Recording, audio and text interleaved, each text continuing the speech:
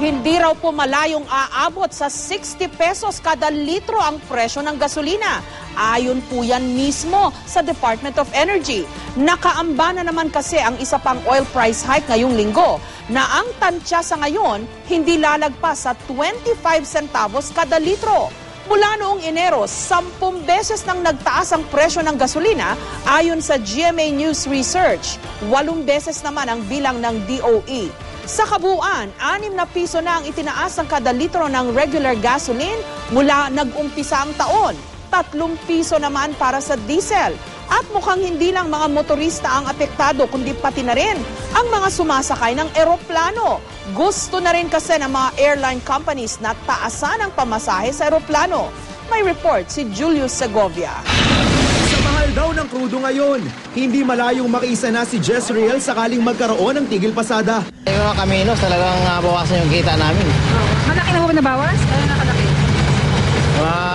Siguro mga 500 na bawas Presyo ng langis, free na ba?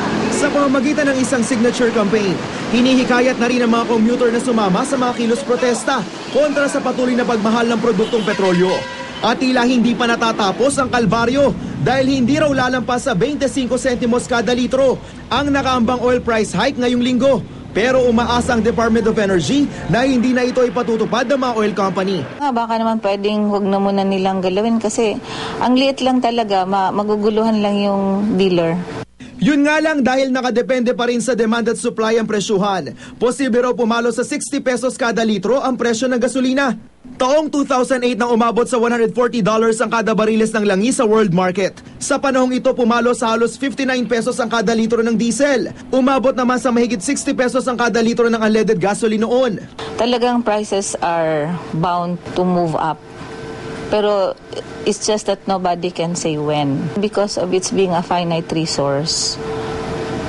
And then kung hindi ma-curtail yung demand, then talagang tataas ang... Maging ang jet o aviation fuel na ginagamit ng mga eroplano, nagmahal na rin. Pumalo na raw sa $137 per barrel ang presyo nito. Kaya naman ang Cebu Pacific Airlines nagpetisyon na sa Civil Aeronautics Board para makapagtaas ng kanilang fuel surcharge. Kasama ang fuel surcharge sa binabayaran ng pasahero sa ticket.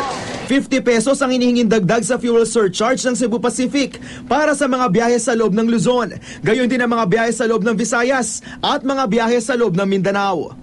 100 pesos naman ang hiling nilang dagdag sa fuel surcharge para sa biyahe mula Luzon patungong Visayas at Luzon patungong Mindanao. Humingi rin ang Cebu Pacific ng $10 increase sa fuel surcharge sa lahat ng international destinations nito.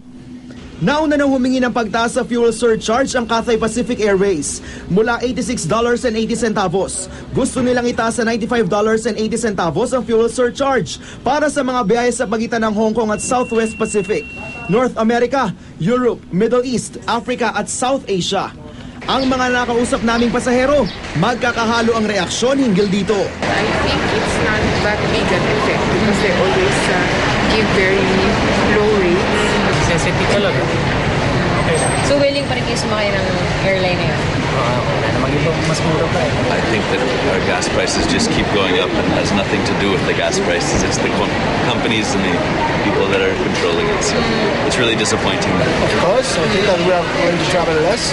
Sa March 17 na 22 nakatakdang dinggin ang petisyon ng Cebu Pacific at Cathay Pacific. Julius Segovia, GMA News.